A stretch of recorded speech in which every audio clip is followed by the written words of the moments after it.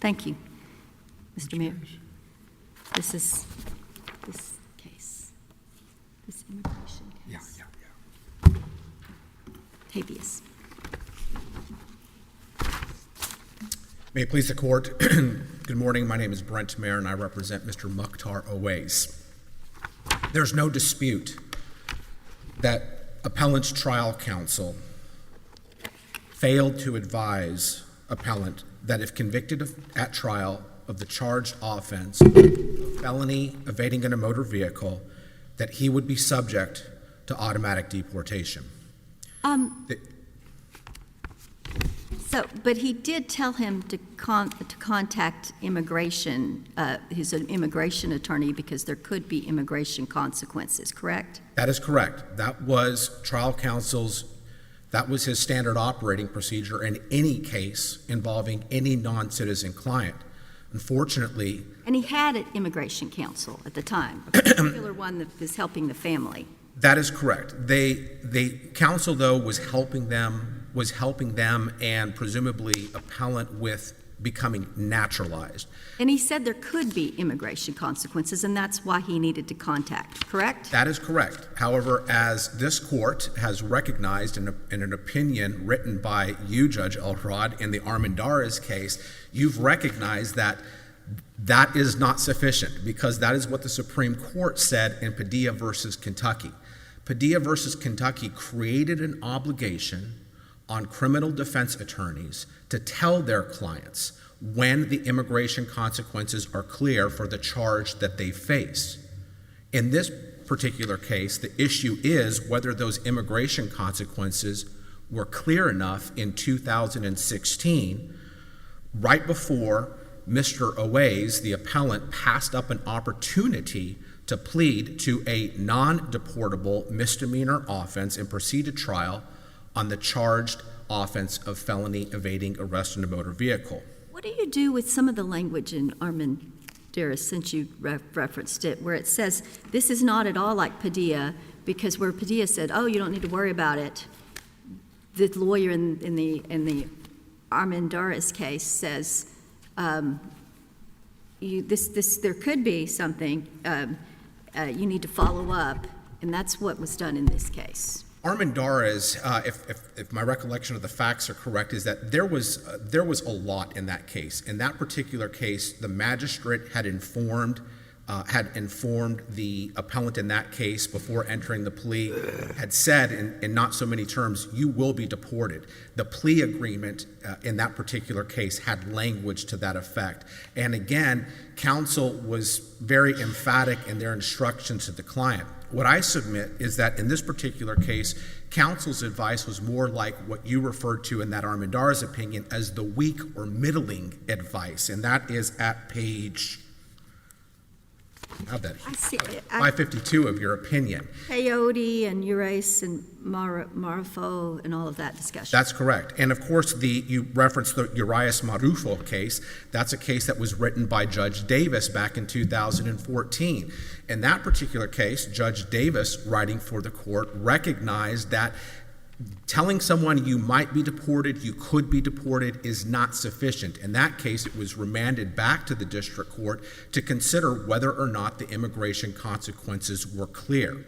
What about the fact that immigration, in this day and age, it is not clear whether you're going to be deported, and this Ramirez case also discusses that, and discusses, I think, United States v. Texas in that regard, and other cases that say that we don't know. It is not, you cannot say you will be deported, because we all know that not everyone is deported who would be eligible to be deported, and that's a whole national conversation beyond the middle management role of this court today. Right. So I expect that's the argument that Mr. Howell is going to make to this court. That is what they're going to point to with appellant's immigration expert, Mr. Williamson, how he says nothing is ever 100% absolutely certain. But if this court looks back to the Supreme Court's decision in Padilla versus Kentucky, you'll see that Justice Stevens, writing for the majority of the court, didn't require that sort of 100% exactitude. When talking about the changes in immigration law leading up to the point of Padilla's case, he talked about how, or the court talks about how removal is practically inevitable and how recent changes made removal nearly an automatic result. And in coming to its ultimate conclusion, the court talked about how Padilla was presumptively mandatory. So when you look at that language by the Supreme Court in Padilla, you will see that the court doesn't require that absolute certainty that a person is going to be deported, that 100% certainty, before the obligation kicks in to give them that advice. The statute at issue in Padilla was the same statute that was at issue in this case, Section 1227 of the Immigration and Nationality Act. That makes it, the language is succinct, straightforward, and clear. A person. Judge Davis had a question. Yes, thank you. I mean, let's talk about AEDPA a little bit. AEDPA? Yes. The state habeas court, found that the law was not clear. And so under AEDPA, the district court, as we are bound to follow that unless it's an unreasonable application of federal law as determined by the Supreme Court. Right.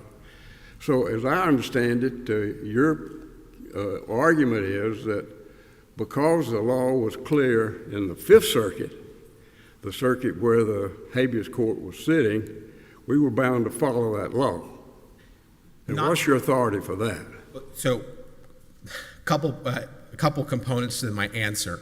So in regards to that last point, it's the law was clear as interpreted by this court, and it is there's ample authority that says that the law of the circuit is what controls the immigration proceedings.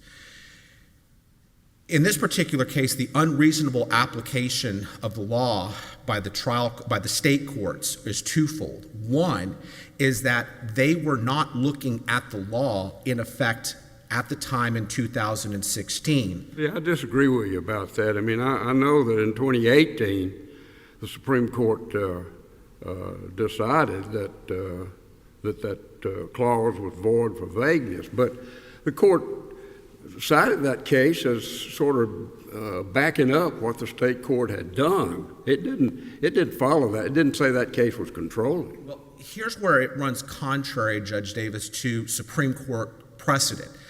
In Strickland versus Washington, and then 2 years later, and in Smith versus Murray, the Supreme Court of the United States made it clear that we don't judge counsel's performance in hindsight. We look at the circumstances in effect at that time. Right. And that's part of the unreasonable application by the state trial courts and by the district court below. Well, I agree with that completely, but in 2016, the circuits were in disarray. They were split all kind of ways.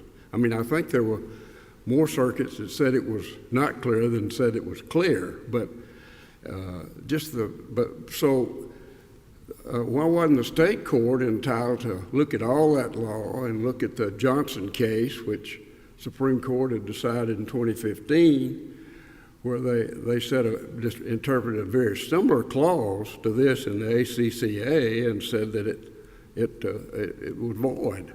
So, with all that law, as the district court said, the legal landscape was unclear, and the state court had to make a decision.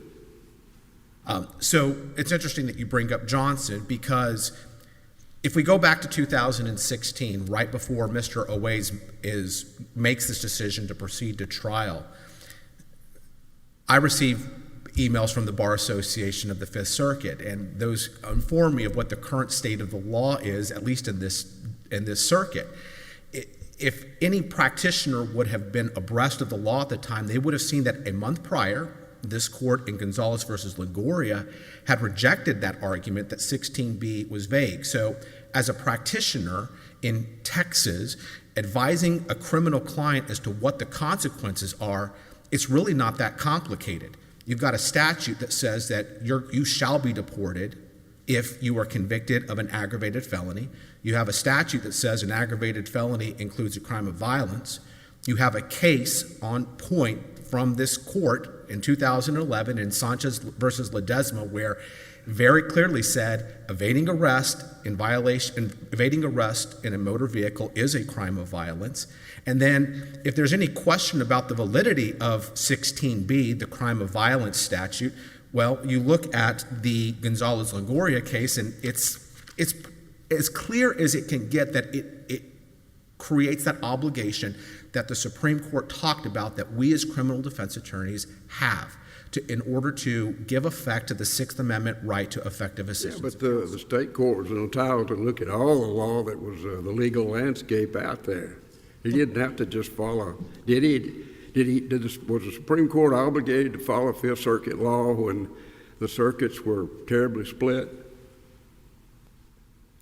On the issue of whether the crime of violence statute was valid at the time. Was clear and succinct and straightforward. Right. So the court was required. The courts were required. Sure. Look at the legal landscape. Yes, there are exceptions and arguments that could be made, but when the law 1, 2, and 3 clearly state that it's going to be a crime of violence, and there's no question, at least in this district or this circuit, then that should raise the obligation in this case. That is more in line with a clear immigration consequence, like the court discussed, that the Supreme Court discussed in Padilla, versus one of these ambiguous situations as discussed in Justice Alito's concurring opinion. Your argument, though, depends on us saying that the state court and the federal district court were required to read the law only in the Fifth Circuit. The state was not entitled to consider the law nationwide, as the Supreme Court would if it got the case. That is correct. I mean, and do you have any authority for that the state court was required to follow Fifth Circuit law rather than looking at the law nationally? Yes. It's been recognized, at least before the Board of Immigration Appeals, in multiple cases that you follow the law of the circuit. Matter of Anselmo, which was a 1989 court decision. But we're looking at AEDPA.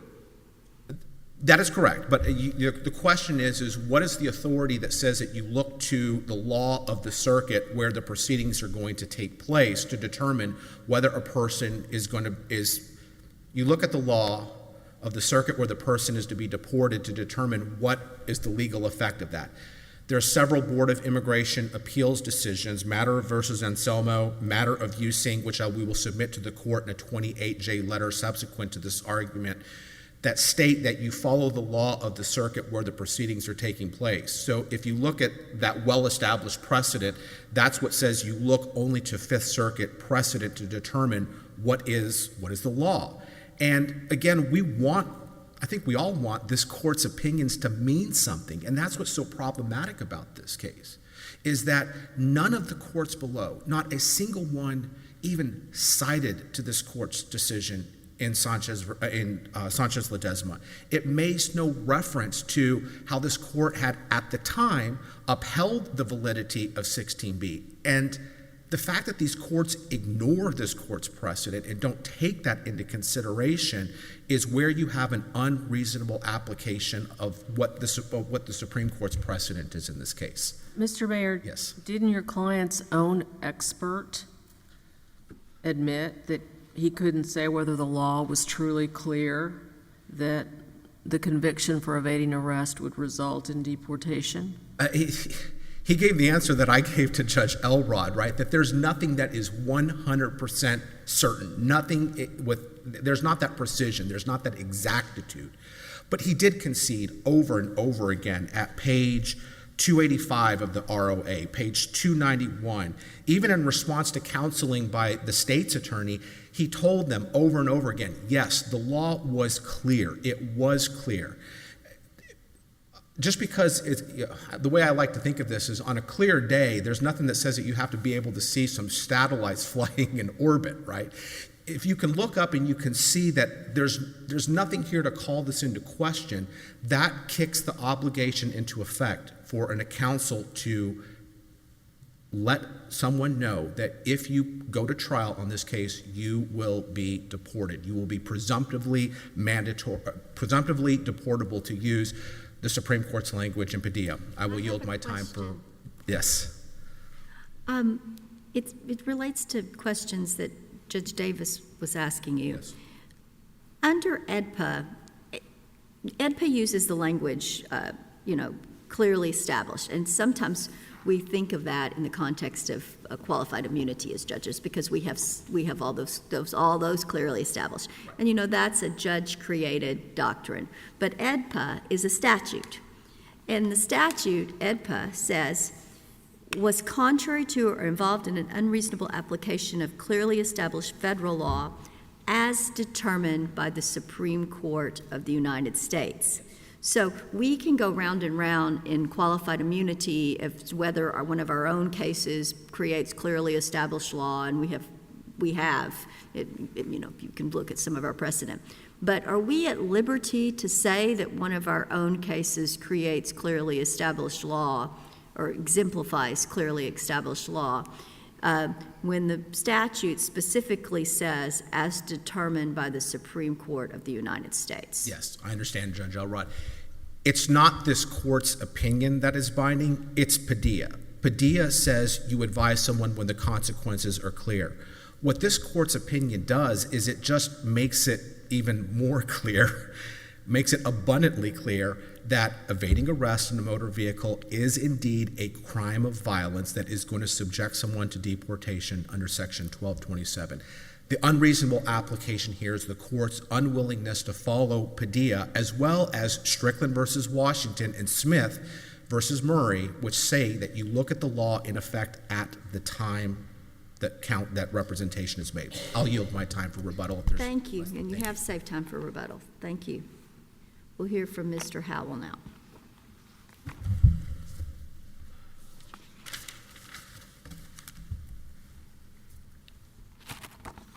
May it please the court. My name is Doug Howell. I'm an assistant district attorney in Brazos County, Texas, and I represent Jennifer Goerig, who is the director of the Community Supervision and Corrections Department for Brazos County, Texas. And the reason Ms. Goerig is before you today is because Mr. Owais was a probationer in her department. What I would like, Judge Davis, I think you hit the nail on the head when you started talking about legal landscape. And so what I would like to do very briefly is go over the legal landscape at the time immediately before Mr. Owais decided to go to trial. And so in 2009, we had this court's opinion in Harriman, in which this court held that evading with a vehicle is a violent felony for purposes of the Armed Career Criminal Act under 18 U.S.C. 1924E. Then you go to 2011, and this court issues Sanchez-Ledesma, in which this court held evading arrest with a motor vehicle is by the logic of Harriman. So Sanchez-Ledesma was relying on Harriman, a crime of violence for purposes of 16B, and therefore an aggravated felony for purposes of the list of aggravated felonies. At this point, I need to stop and disagree respectfully with Mr. Mayr. Sanchez-Ledesma was quoted during the state court hearing, the writ hearing, and it is in the state court's findings of fact and conclusions of law. So at the hearing and in the findings of fact, Sanchez-Ledesma is stated. We did discuss it during the hearing and in the findings of fact that the judge signed. But it wasn't followed. But it wasn't followed, and here's why. Then we go to June 26, 2015, and the United States Supreme Court issues its opinion in Johnson versus the United States, in which it held that a residual clause found in the ACCA with language similar to the residual clause in Section B, 16B, was void for vagueness. The reason that is employment is because Johnson versus U.S. effectively overruled Harriman that was issued in. Date that is the operative date for this case, would you say? When is the? I think it might be Johnson. fluid. So when is it the snapshot? When do we have to take the snapshot? And as I go through the landscape, I think it all goes back to Johnson back in Now, 2000. what day do we measure this by? What is the date by which the court should have said, this is our snapshot, and we do it as of today? We can do it now all in retrospect and harmonize and figure, but what was the date that this had to be done by? I'm not By sure the if there was. state court. When is it that the snapshot should have been taken? Well, I Was don't. June part of that? Yes, When did it end? I don't think it did end. I think we were entitled to wait on I mean, don't you look at Sessions the law? versus DeMaia. Don't you look at, in other words, we're judging whether the attorney was ineffective. So don't you look at the law at the time he entered the plea at least, or when the advice was given? That's correct. In 2016? I'm sorry, go ahead. Well, I mean, and I guess where I'm going with this argument is at the time of trial, which is September 27th, 2016, the law was not truly clear, as Judge Davis has brought up. The Ninth Circuit, the Seventh Circuit, and the Sixth Circuit had all held that Section 16B was void for vagueness. But your colleague is correct under immigration law that they would look at the circuit where it sits to determine the immigration consequences to the person. And so does Padilla and its requirement of truly clear have one set of rules for the Fifth Circuit, who claims that it's not void for vagueness, and another set of rules for the Ninth and the Seventh and the Sixth? BIA that's setting the rules, it's the BIA. They're setting the rule based upon what the circuits have said in their circuit. So yes, the answer could be different depending on where the person has the crime, and where that is true. And we know that from immigration law and immigration consequences. And that's where, again, appellant's expert, Mr. Williamson, he eventually could not say to the trial court that it was truly clear. And I believe this is the case is because the Ninth and the Seventh and the Sixth had found 16B was void for vagueness. This court in Gonzalez-Lungari had not.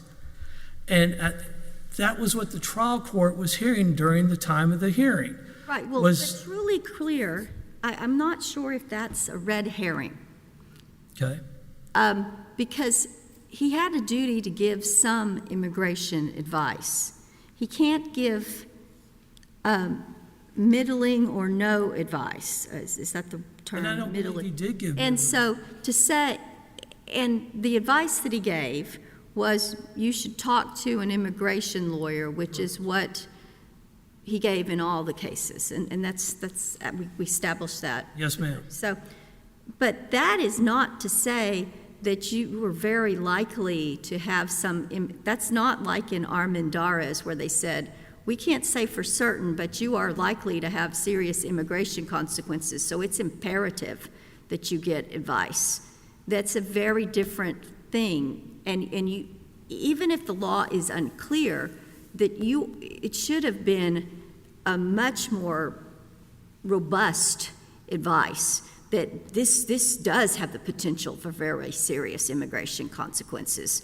This is not just the standard boilerplate instruction we say, oh, just like anyone else who is here, you should always this needed to be, it is imperative that you seek this advice because there are potential extremely serious immigration things. And I can't say for certain, but it is very serious if impossible.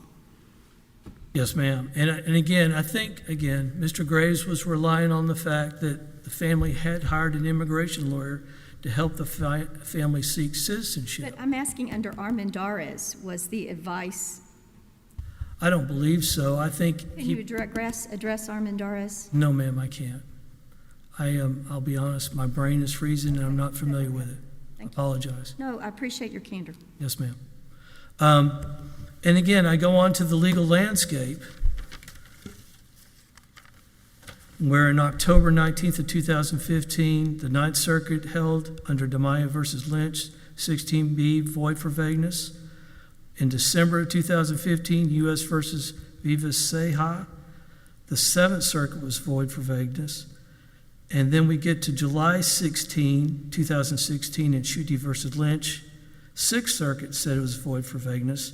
But then in August of 2016, this court in U.S. versus Gonzalez versus LaGoria held that 16B was not void for vagueness. Then September 27th, we have our jury trial. And to be honest, on September 29, 2016, United States Supreme Court granted certiorari in Sessions versus DeMaia. And then 2 years later, in 2018, applied the same reasoning in Johnson and held that the residual clause in 16B was unconstitutionally void for vagueness. And so I understand the court's dilemma is not the right word, that Mr. Graves should have been focusing on the Fifth Circuit when potentially giving advice to his client that evading with a vehicle was a crime of violence under Section 16B. However, I think even the appellate expert was saying, I cannot tell you that it is truly clear that that Mr. Graves had a duty under Padilla to say that evading with a vehicle was an automatically deportable offense. And the reason... I don't know that that's the problem here, that he didn't say it was automatically deported. I think the problem here is that he didn't just... He said it could. Possible that it's not... An alien subject to presumptive deportation after pleading guilty had discussed only the possible adverse immigration consequences of pleading guilty, and that was deficient under Urias Marufo that we've already talked about today. Yes. So it wasn't that he had to say for certain. It wasn't that he had to say, well, and we're in the Fifth Circuit and we know that it's for certain. He just had to say that it was very serious and possible, and that's not that it was, not just remotely possible or just generally you should always consult, but that you needed to give some particularized instruction that this was a hotly disputed topic, and you need to make sure that you get immigration advice. I believe, and I don't know that he did say that. Well, remember what was going on. The defendant, my office offered a misdemeanor straight probation on this case. The defendant did not want straight probation. He wanted a misdemeanor, a deferred misdemeanor on evading, simple evading. And we refused to give that offer because he was already on deferred probation for the misdemeanors of theft, simple evading, and disorderly conduct, which was dismissed. And so while working that problem with his client, Mr. Graves told him, I advise you to take the misdemeanor because a felony will wreck your life and it will wreck your chance at citizenship. And he said that all believing that the family had hired an immigration lawyer that was helping him get citizenship. And so again, he was relying on the father's assertion and his client's assertion that they had hired an immigration lawyer to help them get citizenship, to the point where Mr. Graves said, it was my understanding from the father and from my client that we were going to put off of appellant citizenship process until after this case was over with. I don't know, even though that there is some logic to what you say, I'm concerned that under our case law, You cannot satisfy your Padilla duty through delegation to a subject matter expert. We have said that the objectively, and I'm reading from one of our cases, we have said that the objectively reasonable assistance prong of Padilla is concerned with whether the defendant was informed by the defendant's counsel of the relevant immigration consequences. Our prior holdings that immigration consequences must be relayed by the defense lawyer, him or herself, comports with how Justice Alito contemporaneously interpreted the Padilla majority opinion. So even though we did ask your friend Yes, on the other ma'am. side a lot, well, didn't he have another immigration lawyer, and isn't that good enough? It seems to me that there's a problem with our case law using that approach to say, so can you address that issue? Only as it goes to the facts. And in the facts in this case, I would agree, even Mr. Graves admitted during the hearing, he was not aware that he had an obligation under Padilla, if it was an automatic deportation, that he had to advise his client. If he did commit Padilla error, what result here? Well, again, I keep going back to truly clear, and I don't believe it was truly clear. I understand that your case law suggests, and it does suggest, that Mr. Graves' performance was deficient for not making it more clear that the client was subject to not automatic deportation, but pretty close to deportation. But again, he did tell his client, well, Mr. Owais had already been admonished during his misdemeanor plea hearings by a misdemeanor judge that he was subject to deportation during those pleas, and he still went through with them. And then by the time he got the felony, Graves was still representing him and said a felony could wreck your life. It's not good for anything. I want you to take the misdemeanor. And I Correct on the AEDPA that it's not clear at the time, but Mr. Padilla's lawyer, Mr. always. Thank you, Owais' lawyer did fail under Padilla. What result here? What do we do with this case? Well, and let me say this on that. Mr. Mayr has cited the relief as far as the prejudice prong. He states that we have misstated the prejudice prong, or the trial court did, citing Lee. I would disagree. I think the trial court, in its findings of fact, cited the Court of Criminal Appeals opinion in, Ex parte Argent, and that's finding number 13, in which the basic remedy is to send it back to the trial court and have the state reoffer the misdemeanor offer. So that would be remanded for that purpose? I believe so, yes. If you win on AEDPA, but you didn't succeed on because his lawyer did fail, then it would go back for it to be reoffered. Correct. There's not another way that you would win anyway, or that. And as Mr. Mayr states in his brief, it's still up to the discretion of the trial court whether to accept the plea or not. So, to be clear, I'm trying to make sure that I understand. You're conceding the prejudice prong. If we find that the attorney's performance was deficient, in order to remand, we would have to find that Mr. Owais was prejudiced by that deficient performance. I don't think it's presumptive prejudice, if that's what you're asking. I'm not asking for something. It sounds like you're conceding it. That's what I'm asking. I haven't worked that problem. I don't think I'm willing to do that at this point. I will say, though, if the holding of this court is that he violated the first prong of Strickland, again, I don't think that there is an automatic prejudice to that. And I think that's kind of where we are based on the facts that we have before us.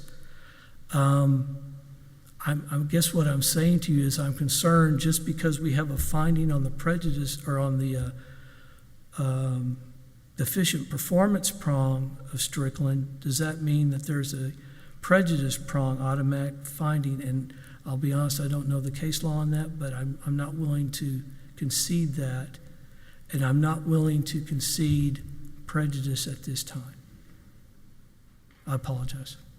But are you willing to engage with it? Because if we have to decide it, then we would have to grapple with that if indeed the deficiency were, assuming arguendo, was established, and I'm not foreshadowing. As far as Prejudice, whether there's prejudice, are you willing to engage with that? Because wouldn't we have to engage with that? yes, ma'am.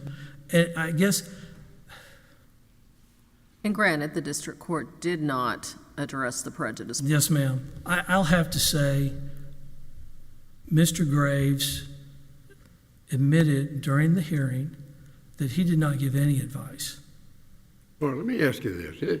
Isn't the real question whether the state habeas court misapplied the federal law as determined by the Supreme Court? In other words, the state court found that that the law was not truly clear on whether this was a violent felony or an aggravated felony, and that it was not truly clear. So counsel, when he told him, and he did tell him a little more than you, he did tell him definitely, you ought to take this misdemeanor. You could be deported. And he told him, said, you know, a lot of bad things can happen to you if you get convicted of a felony. But anyway, taking all that, the state habeas court found that satisfied his obligation under Strickland. And so we would have to find the double presumption, that even under the double presumption, the state court misapplied clearly established law as determined by the Supreme Court. Isn't that the issue? Yes, sir. I believe at least that's what was discussed during the trial court hearing, and that's, I believe, what we have been working with from the state trial court to the state court of appeals and to the federal district court. I'm out of time. Do you have any other questions? No, thank you. We have your argument. Thank you. Yes, ma'am. Thank you.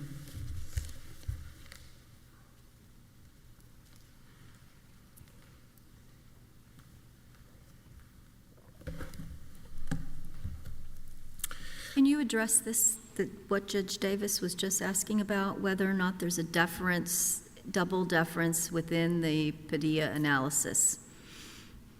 There is. This court has said that in its language, that there is this double deference that's given. But Not just on the AEDPA point of whether it's clearly established, but also as to the failures of the lawyer. that is correct. But again, even with that double standard, it's violated here. It's not there's an unreasonable application of the law when the courts don't even acknowledge the weight that this court's precedent has. To answer your question that you last asked me, Judge Ramirez, I'm going to point the court back to page 314. This is Peter Williamson's testimony, and it really is the argument and the answers to the question. The question by the state's attorney is this: the question here is whether that is truly clear or whether it is not succinct and straightforward. And obviously, I'm saying it's not succinct and straightforward because even in Sanchez-Ledesma, the opinion interprets the relevant definition within the meaning of the guidelines. Here's Mr. Williamson's response. I believe that in 2016 or 2017, when he was charged as an aggravated felon, crime of violence for evading, if we had gone to a hearing before the immigration judge on that question, the immigration judge would have felt bound by that particular decision, by those decisions. And that's the truth of the matter. That's why the consequences were clear. No immigration lawyer could have gone before an immigration judge and said, no, no, no, deportation is not an option here.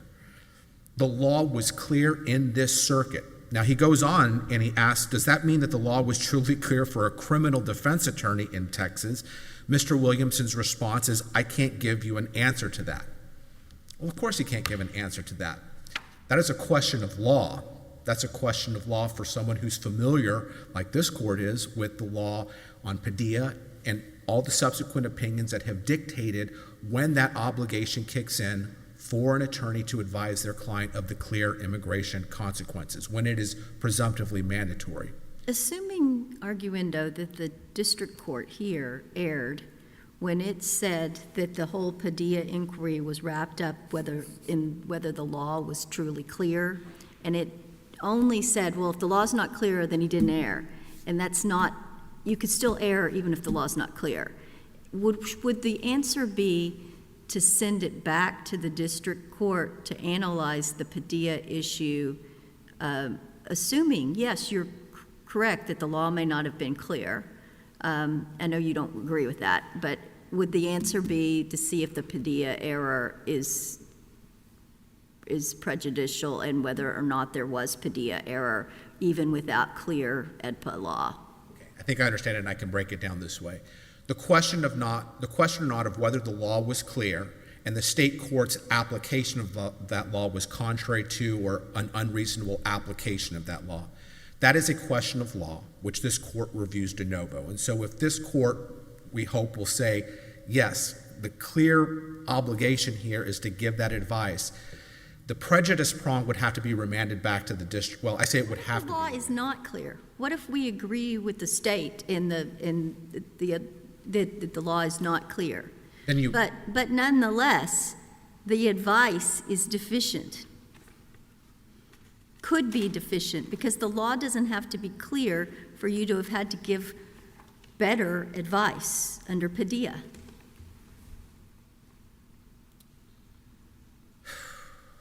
Are you not? If you're not arguing that, then we would be done at that point. You know, again, I think with full deference to what the law is, the law says that this is a question of law that this court has to answer. If the court finds that the immigration consequences were indeed not clear, then that obligation from Padilla versus Kentucky doesn't go into effect, and you affirm the decision, and we're done. I mean, that is the question of law. And again, this is why it goes back to the testimony of Mr. Williamson. You know, those aren't really facts that he's testifying to. Those are really questions of law.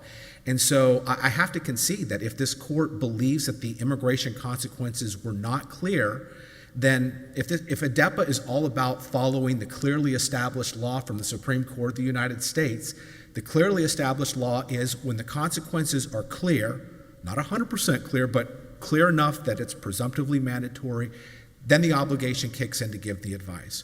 But if it's not, then what Mr. Greaves did in this case is exactly what the Supreme Court said that he has to do in Padilla. So for that reason, I would submit that nothing has to be decided by the district court any further. This is a pure question of law that this court reviews de novo. That is my time. Thank you. Thank you. We appreciate the thoughtful arguments in this case.